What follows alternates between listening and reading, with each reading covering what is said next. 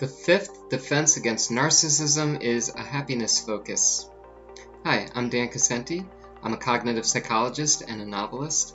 I'm putting together this series on YouTube to help people arm themselves with knowledge about narcissism so they can stay out of abusive relationships. So, a happiness focus. This is something that advocates for victims of narcissists will always tell you to do. They just don't phrase it as a happiness focus. But when you find yourself mired in a narcissistic abusive relationship, you start to lose those things that make you happy. So they're putting you in a trauma bond, and a trauma bond, of course, comes with trauma. So they're mistreating you, they're hurting you, and in order to keep that bond going, even though now you might think, oh, why would I end that trauma bond? Be careful about doing that. You don't want to shame yourself.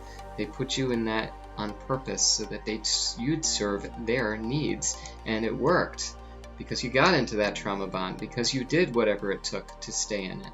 And often the first thing that's required by a narcissist to stay in that trauma bond is to get rid of anything that made you happy in life.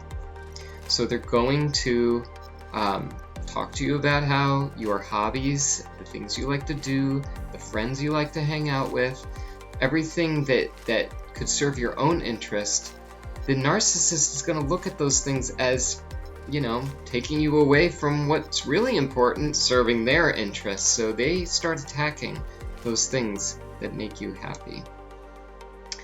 And what I would like you to do, if you are in a narcissistic relationship, is to recall the good times that you had doing the things you used to like to do, and now they're gone, especially if you're in a romantic relationship. That's the closest kind of relationship you can have, and here you are mired in it, and they're controlling your whole environment, and they're just not going to give you the wiggle room to take care of your own needs.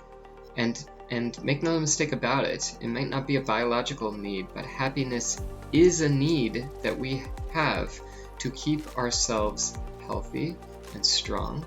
Probably noticed if you're in a narcissistic relationship, you're starting to have some health problems. You're starting to have some nagging, pains that weren't there before.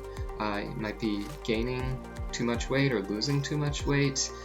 Some physical transformations are likely happening to you, and I think, I'm going to posit that the big reason for that is because you're not doing the things that make you happy.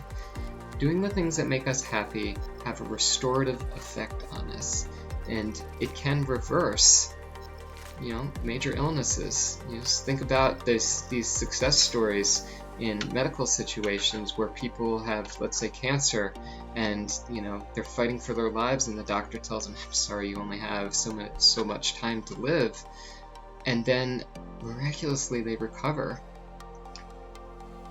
People who aren't happy, people who are depressed, people who are perpetually angry, having negative emotions be their primary way of life, that they don't actually have those success stories a lot. I mean, I'm sure there's some examples, but it's more likely to be happening to somebody who's in good relationships with other people.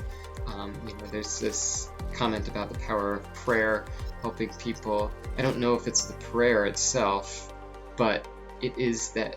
But the fact that they're having a lot of prayers given for them shows that they're probably in very connected relationships with people who care about them.